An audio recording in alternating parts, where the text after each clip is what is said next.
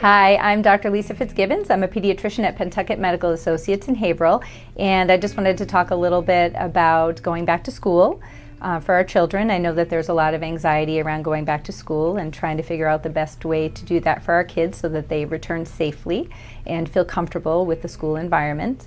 I've had a lot of questions about how we can get our children to feel comfortable wearing face masks. And right now, face masks are recommended for children above the age of 2. And they're to be worn whether you're indoors or outdoors if you are unable to maintain a 6-foot social distance. And so I found that most kids have done pretty well with face masks if they're properly fitted. I do find that some children are having some anxiety around wearing it and just the discomfort of something unfamiliar. And so we have been recommending having children wear face masks at home while doing something enjoyable for 5 or 10 minutes at a time, and then having mask breaks. And when they're doing something enjoyable, oftentimes they're able to be distracted from the fact that they're wearing face masks, and you can gradually increase the time wearing the masks over the next several days until they're comfortable wearing it, and when you take them out to the grocery store, somewhere where they have to wear it for a little bit longer.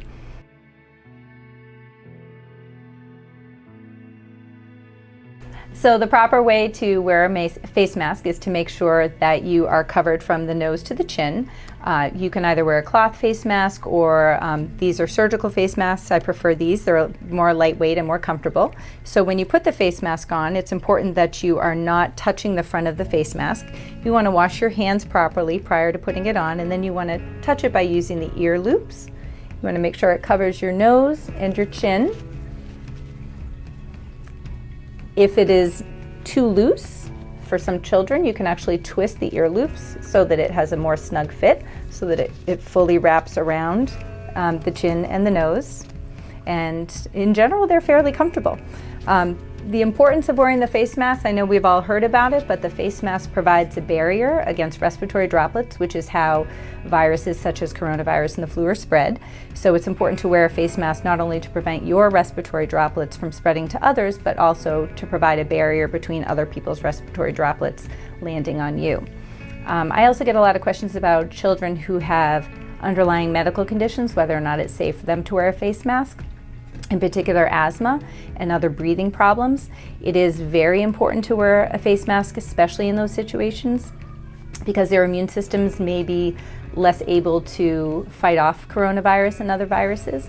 It is perfectly safe for them to wear them. It doesn't affect their oxygen level in any way. The only situations where it's not recommended for kids above the age of 2 is if they are disabled in a way that prevents them from removing their face mask by themselves.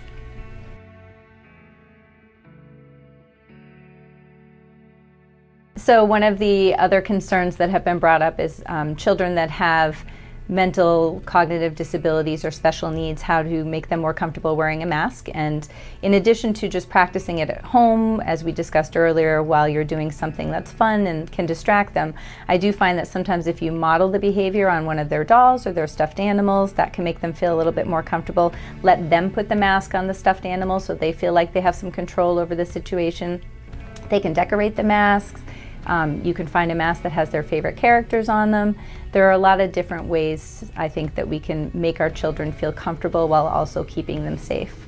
So please stay well and stay safe, and know that we are here at Pentucket Medical Associates if you have any questions or concerns. Thank you.